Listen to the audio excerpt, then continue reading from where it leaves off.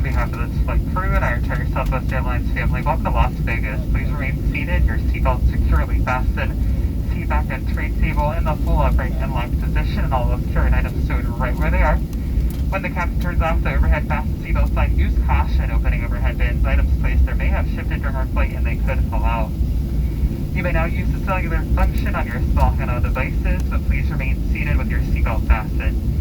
If you are connecting here to another Southwest city, double check those TV monitors in the terminal for your most up-to-date flight and gate information. If you are continuing on with us to Austin, Texas, this is your aircraft. Please remain seated. We're going to come from the back to count you as a through customer. It is very important we have an accurate through count. So again, if you're going on to Austin, please remain seated in those original seats. Once our local passengers have the plane, we'll make an announcement when these get up, change seats, or stretch your legs. Also be advised, front and back service doors, right-hand side of the aircraft are going to be open.